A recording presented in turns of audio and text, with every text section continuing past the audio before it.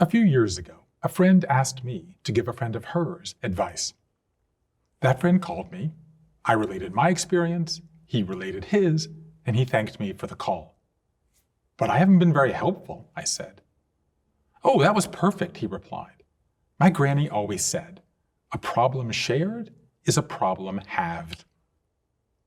His granny was right. Even more, she perfectly captures the fifth tool of mastering a life transition. Many of the techniques for getting through difficult periods have an element of time built into them. They tend to correspond to one of the three phases: the long goodbye, the messy middle, or the new beginning. But one tool has no time element.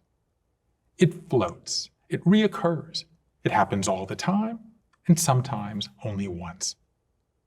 It's sharing your story with others. It's connecting with a friend, a loved one, a colleague, a mentor, and receiving, at exactly the moment you need it most, the feedback you most need.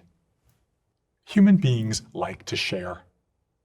Researchers at Harvard found that people devote between 30 and 40% of our speech to informing others of our experiences. And we do that because it releases soothing chemicals in our brains. Granny wasn't just perceptive, she was a neuroscientist. But while sharing is important, one clear pattern of my conversations is that we crave different types of support from these outsiders. Each of us has a phenotype of feedback we respond to. I asked everyone what type of feedback they find most helpful.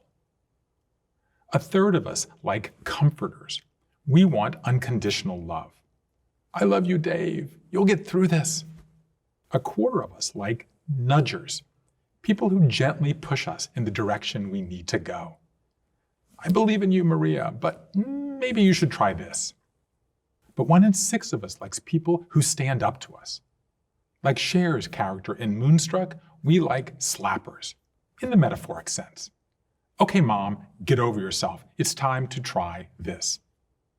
The most important thing, don't assume the person you're asking for help knows the type of help you want. Before you share your story, share what you're looking for. All three of these tools, shedding, experimenting, sharing, are ways to make the messy middle a little less messy. They're reassuring things we can do when the world around us feels liquid and unsure. And they inch us one step closer to the final phase, the new beginning.